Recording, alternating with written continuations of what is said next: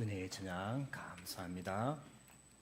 오늘도 주 안에서 평안하셨습니까? 위로하시는 하나님, 힘 주시는 하나님, 우리의 마음을 아시는 그 하나님을 이 예배 중에 우리 모두가 만날 수 있길 주의 이름으로 축복합니다. 오늘 설교 제목이 무엇이 필요한가입니다.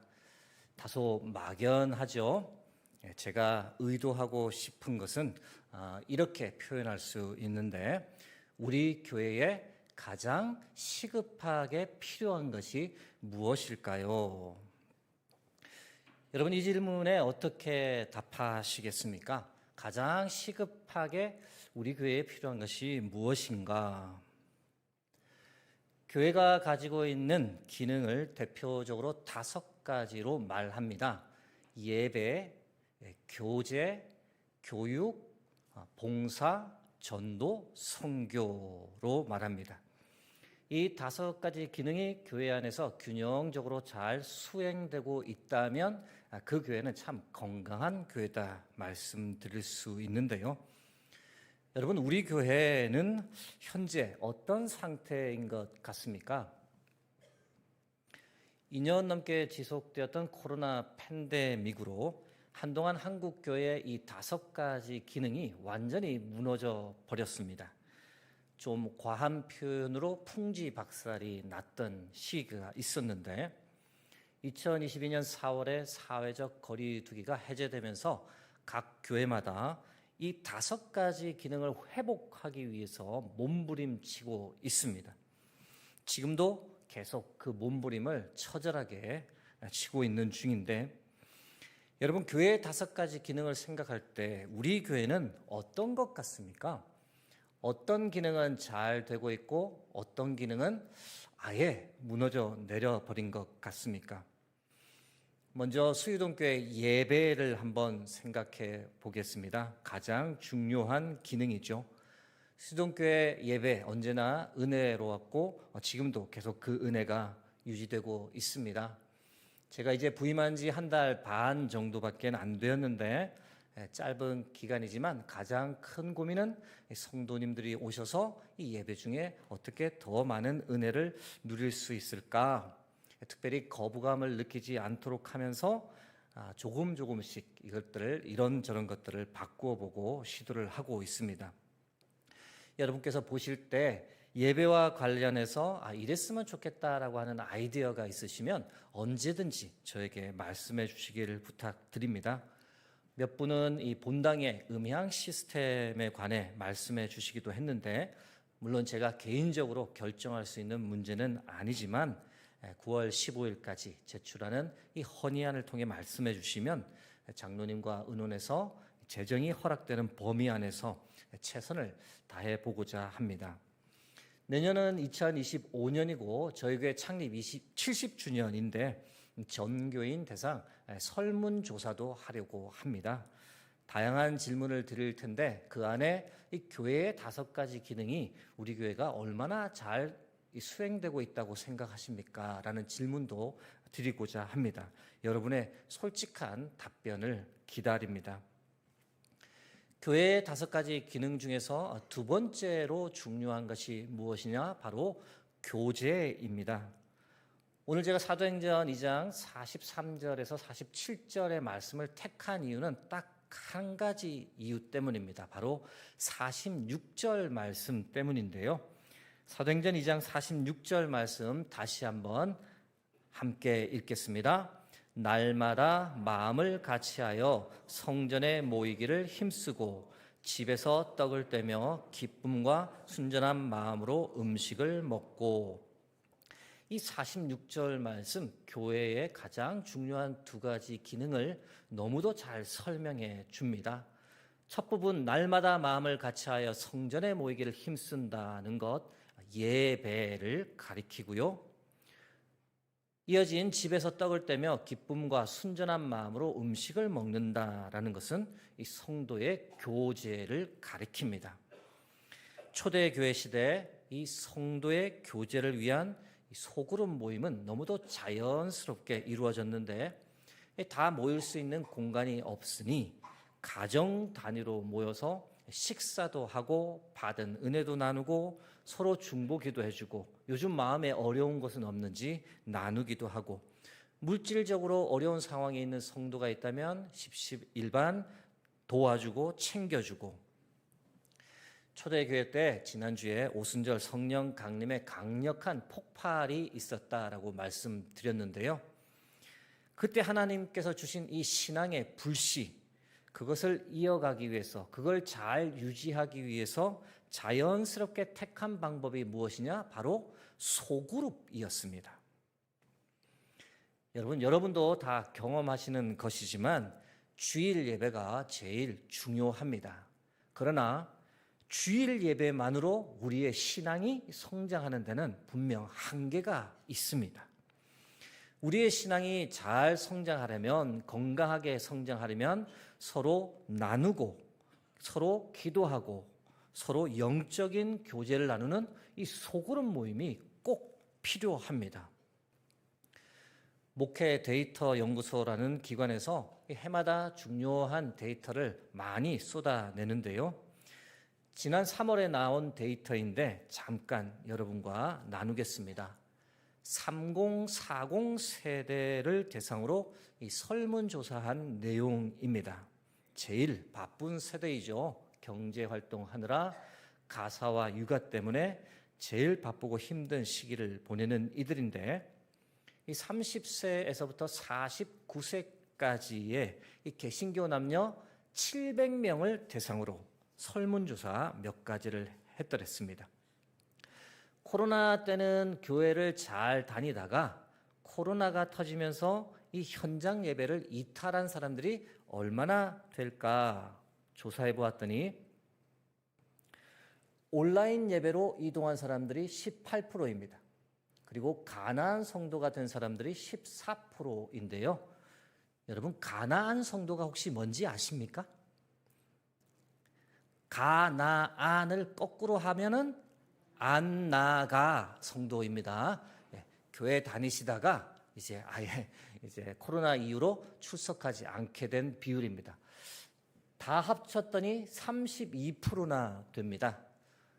3명 중 1명은 코로나가 터지면서 교회를 다니지 않게 된 거죠. 그들에게 다시 물었습니다. 교회에 혹시 다시 복귀할 의향은 있으십니까? 절반 이상이 다시 교회로 돌아가고 싶다라고 답했습니다. 얼마나 감사한지 모르죠. 얼마나 희망적인지 모릅니다. 여러분, 저희 수유동 교회도 그런 3040 세대가 있을 텐데 저희가 더 적극적으로 그분들에게 연락을 취하고 교회로 다시 나오도록 권면해야 하는 이유가 바로 여기에 있습니다. 어떻게 보면 우리의 연락을 기다리고 있는 줄도 모릅니다. 출석을 잘 하시는 분들에게 물어보았습니다. 현장 예배 출석하시면서 그 교회에 대해서 가장 만족하는 것이 무엇입니까? 3040 세대들이 뽑은 것은 교인 간 진정성 있는 관계와 교제입니다. 예배가 먼저 아닙니다. 3040 세대들은 이렇게 소그룹 모임을 통해서 뭔가 진정성 있는 나눔이 있는 것에 대해서 가장 큰 의미를 부여합니다. 여러분, 3040 세대를 우리 수유동 교회가 잘 품으려면 이들이 의미 있는 만남, 교제를 할 수 있는 그런 다양한 소그룹을 만들어 주어야 합니다. 그들이 행복할 수 있는 구조를 만들어 주어야 하는데 예배 이외에 다른 모임은 참석하지 않는 분들에게 이번에는 질문을 드려보았습니다. 혹시 어떤 모임을 원하십니까? 3040 세대들이 모이면 그때는 참여 혹시 하시겠습니까? 또는 부부 모임을 만든다면 참여하시겠습니까? 물어보았더니 59%의 사람이 3040 모임을 만들면 참여하겠다. 55%의 사람들이 3040 부부 모임을 만들면 참여하겠다라고 답을 했습니다. 또 다른 어떤 모임들이 필요하다고 생각하십니까? 질문을 드렸더니 직장인들은 직장인들만의 모임, 있었으면 좋겠다. 기혼자들은 육아 이야기를 나눌 수 있는 모임이 있었으면 좋겠다. 그리고 자녀들이 있는 가정에서는 특별히 타과 역할을 좀 도와줄 수 있는 부서가 있었으면 좋겠다라고 답을 한 겁니다.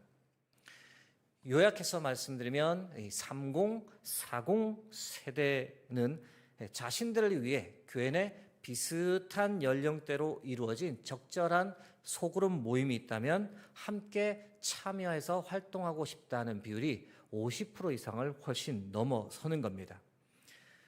우리 교회가 이들을 위해 고민해야 할 이유가 바로 여기에 있습니다. 이들을 위해 수의동교회가 과연 무엇을 할 수 있을까? 가안이지만 이런저런 생각을 좀 해보게 되었습니다. 이후에 3040 분들을 직접 만나서 청취하는 자리도 마련을 하겠지만 먼저는 이 3040 세대들을 하나의 교구화하면 좋겠다. 그리고 그것을 위해서 담당자를 세우면 좋겠다 생각하게 됩니다. 30에서 49세의 나이도 너무 폭이 넓으니 소그룹 모임을 구성할 때는 30대와 40대를 또 나눌 필요가 있지 않겠나라는 생각도 하게 됩니다. 구역 대신에 마을이라는 표현을 쓰면 어떨까 고민해 봅니다. 새롭게 소그룹 모임을 시작하는 것이니 새로운 이름을 가지고 하면 좋겠다. 그래서 3040 세대를 위해 부부 마을, 여성 마을, 남성 마을, 직장인 마을, 부부와 육아 마을 이렇게 다양한 소그룹을 만들어주면 어떨까? 모이는 기간은 1년에 6개월, 전반기 3개월, 3, 4, 5월, 후반기 3개월, 9, 10, 11월 그렇게 해서 가정끼리 또 활동을 할 수 있는데 뭔가 지장이 없도록 한다면 조금 낫지 않을까? 주중에 모이는 것이 힘드니 주일 오후 1시 30분에서 2시 30분 사이에 교회에 왔을 때 그 소그룹들이 진행되면 참 좋겠다. 아이들이 있는 부모님들을 위해서는 육아 돌보 서비스도 제공하면 좋겠다. 그런데 그것을 어떻게 할 수 있을까? 이런 고민들을 하게 됩니다. 소그룹 교제는 따로 준비할 필요 없도록 주일 설교를 나누면 가장 좋지 않을까? 그러면 리더들이 덜 고생해도 되지 않을까? 바로 느낀 점이나 적용을 나눌 수 있기 때문에 좋지 않을까? 이런저런 다양한 생각을 해보게 됩니다. 3040 세대 여러분의 좋은 의견 나눠주시면 크게 도움이 될 것 같습니다. 다른 통계 하나 더 소개하고자 하는데 이번에는 만 65세 이상 교인을 대상으로 설문조사한 내용입니다. 1,500명을 기준으로 했고 이것은 지난 8월 달에 나온 아주 따끈따끈한 내용인데 65세 이상 성도님들께 질문했습니다. 신앙생활하면서 신앙 성장에 가장 도움이 되었던 것은 무엇입니까? 1위가 무엇이었느냐? 출석교회 예배 그리고 목사님 설교라고 답을 하셨습니다. 30, 40 세대에 비해서는 이 예배와 설교를 상당히 중요하게 생각한다는 걸 알 수 있는데 옆에 보시는 파란색이 전체 교인들의 반응인데 37%인데 65세 이상은 그것이 71%에 달합니다. 제가 참 잘하도록 하겠습니다. 65세 이상 교인들에게 여쭈어 보았습니다. 언제까지 활동하실 수 있을 것 같습니까? 전체 교인은 69세라고 답을 했고 담임 목회자는 72세라고 답한 반면에 65세 당사자인 어르신들은 77세까지는 활동할 수 있을 것 같다라고 답을 하셨던 거죠. 일할 수 있다는 의지와 헌신이 참 대단하다는 생각을 해보게 됩니다. 65세 이상 어른들을 위해서 교회가 이런 것을 좀 해줬으면 좋겠습니다 라고 하는 얘기도 나누어 주셨는데 지금 여러분들 보실 때 파란색은 2022년도의 답이고 그리고 주황색이 2024년 올해 답입니다. 두 개를 비교하고 있는데 특별히 눈에 띄게 증가한 세 개의 항목이 있습니다. 어떤 요구들을 하셨을까요? 첫 번째는 소그룹을 만들어 달라. 두 번째는 노인 부서를 편성해 달라. 세 번째는 고령 교인을 위한 교구를 별도로 운영해 달라. 이렇게 요구를 하셨더랬습니다. 이런 설문조사를 바탕으로 저희 교회는 앞으로 어떻게 할 것인가? 역시 가안입니다. 고민을 더하게 되고 여러분들의 이야기를 듣게 될 텐데 이렇게 하면 좋겠다라는 생각을 가졌습니다. 첫 번째는 70세 이상을 아예 교구화하는 겁니다. 소망교구라고 해서 하나의 교구로 하고 목회자를 또 세우고요. 역시 구역 대신에 마을이라는 이름을 쓰면 좋겠고 모임 기간은 전반기 3개월, 후반기 3개월, 30, 40 세대와 똑같이 하면 되겠다. 그러나 이 소망교구 시니어 세대들을 위해 아주 특별한 것은 뭐냐면 바로 금요일에 모두 다 본당에서 모이시는 겁니다. 그래서 10시 반에서 11시 10분까지는 예배를 드리고 그리고 이어서 바로 앉은 자리 그대로 구역별로 또는 마을별로 앉아 계시면 거기서 10분간 마을 모임을 하면 될 것 같습니다. 너무 오래 하시는 거 지치시잖아요. 그죠? 잘 지내는지 건강은 괜찮은지 안부 정도 물으시면 되고 그 다음에 바로 이어서는 각종 활동, 이전에 샬롬 대학에서 했던 다양한 활동들이 있었던 것 같은데 그것을 연계해서 하면 될 것이고 그리고 점심 식사를 하시고 돌아가시면 참 좋겠다 생각을 합니다. 점심 식사는 외부에 의뢰하고자 하는데 왜냐하면 저희 시무 권사님들 짐이 너무 많습니다. 그래서 그 짐을 조금이라도 덜어드리기 위해서 외부에다가 점심은 의뢰하고 점심 후에는 모임을 더 원하시는 분들은 더 하실 수 있도록 그렇게 준비하겠습니다. 2025년 3월부터 이렇게 시작되도록 준비하고자 합니다. 오늘 제 설교가 설교 같지가 않죠. 프리젠테이션 같죠. 이렇게까지 하는 이유는 지금 저희 교회 소그룹 구역 모임이 너무 무너져 있어서 거의 전폐 상황에 처해 있어서 어떻게든 이것을 알리고 우리가 소그룹으로 모여야 할 필요를 전하기 위해서입니다. 마지막으로 제가 5060 세대는 따로 설명을 준비하지 못했는데 관심이 없어서가 아니라 굳이 변명을 하자면 목회 데이터 연구소에서 최근에 5060 세대에 관해서는 데이터를 제공해 주지 않아서 제가 없어서 하지 못하는 점 양해를 구합니다. 그러나 제가 잘 압니다. 교회에서 가장 많은 섬김을 하고 계시고 교회의 주축이고 허리이신 세대라는 것을 잘 알고 있습니다. 그래도 간단하게 5060 세대를 위한 소그룹은 어떻게 하면 좋을까?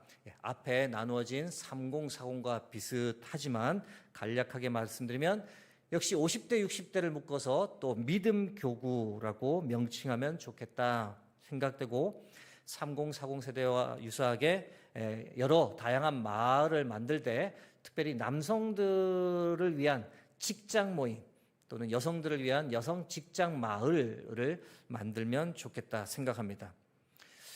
이분들은 주일에도 모일 수 있고 주중에도 모일 수 있도록 하고자 하는데 주일 오후에 만일 한다면 1시 반부터 2시 반까지 그러니까 모든 교회 공간에서 지금 3040 세대분과 5060 세대 이 소그룹 모임이 일어나는 교회를 여러분들이 한번 연상해 보시면 좋을 것 같습니다. 주일에 모이기가 힘든 소그룹은 주중에 모일 수 있도록 그렇게 하고자 합니다. 역시 여러분의 많은 의견들을 나눠주시기를 부탁드립니다. 사랑하는 성도 여러분, 제가 반복해서 드리는 말씀이지만 이 대예배만 드리고 더 이상의 교회 활동이 없으면 다른 성도와의 교제가 없으면 신앙 성장하기 참 힘듭니다. 등록교인으로 교회를 왔다 갔다 하는 수준으로 계속 머물게 되는데, 여러분, 신앙이 성장하려면 이 두 개의 바퀴축이 잘 돌아가야 합니다. 하나는 주일 예배 참석, 그리고 다른 하나는 소그룹 활동을 통한 성도와의 교제. 이 두 축이 동시에 잘 이렇게 돌아가야만 우리 신앙이 성장하고 앞으로 나갈 수 있는 겁니다. 하나님의 말씀을 통해서도 우리가 이 사실을 분명히 알 수 있는데, 에베소서 2장 19절 말씀입니다. 함께 합독하겠습니다. 그런즉 이제부터 너희가 외인도 아니요 손도 아니요 오직 성도들과 동일한 시민이요 하나님의 권속이라. 권속이라는 말 헬라어로 오이케토스라고 하는데, 이 가족을 뜻합니다. 피를 나눈 가족은 아니지만 하나님 안에서, 그리스도 안에서 한 믿음을 가지게 된 믿음의 가족, 신앙의 가족이라는 겁니다. 여러분, 한 가족이 건강하고 행복하려면 어떻게 해야 합니까? 가능하면 자주 모여서 밥도 먹고 서로 이야기하면서 소통하고 서로 챙겨주고 서로가 서로에게 보호막이 되어 주어야 그 가족은 건강하고 행복합니다. 믿음의 가족, 신앙의 가족 역시 마찬가지입니다. 자주 모여서 식탁의 교제를 나누어야 합니다. 이야기하면서 서로의 마음을 나누어야 합니다. 서로의 기도 제목 듣고 서로 중보기도 해 주어야 합니다. 그렇게 신앙적으로 서로가 서로의 이 보호막이 되어줄 때 믿음이 성장하고 우리가 영적으로 건강해지는 줄 믿습니다. 여러분, 성경 자세히 보시면 서로라는 단어를 참 많이 사용합니다. 우리가 믿음 안에서 한 가족이 되었기 때문에 서로 어떻게 해야 되는지를 강조하는 표현들이 많이 나옵니다. 요한복음 13장 34절에는 이렇게 기록되어 있죠. 새 계명을 너희에게 주노니 서로 사랑하라. 내가 너희를 사랑한 것 같이 너희도 서로 사랑하라. 로마서 12장 10절 말씀도 있습니다. 형제를 사랑하여 서로 우애하고 존경하기를 서로 먼저 하며. 기도 생활도 역시 혼자 하는 것보다 함께 모여 하는 것이 더 좋다라고 예수님께서 말씀하기도 하셨죠. 마태복음 18장 20절 말씀 함께 합독하겠습니다. 두세 사람이 내 이름으로 모인 곳에는 나도 그들 중에 있느니라. 함께 간구하는 소리에 주께서 더 귀담아 들으시는 겁니다. 야고보서 5장 16절 말씀도 있습니다. 너희 죄를 서로 고하며 병 낫기를 위하여 서로 기도하라. 사랑하는 여러분, 주일 예배뿐만 아니라 우리가 소그룹으로 모여서 믿음의 가족을 이루는 것, 서로가 서로를 챙겨주고 돌보고 사랑하는 것, 그것이 하나님의 뜻인 줄 믿으시기 바랍니다. 하나님께서 우리에게 정말 원하시는 것, 예배뿐만 아니라 우리 성도의 교제도 하나님께서 간절히 원하십니다. 최근 수유동교회 한 성도님께서 하나님의 부르심을 받으셨는데, 이 고인의 자녀가 좀 거리 먼 곳에서 살다 보니 이 교회 근처에서 혼자 기거하셨습니다. 밤 12시경으로 예상되는데 침대에서 낙상사고로 그만 생을 달리하신 거죠.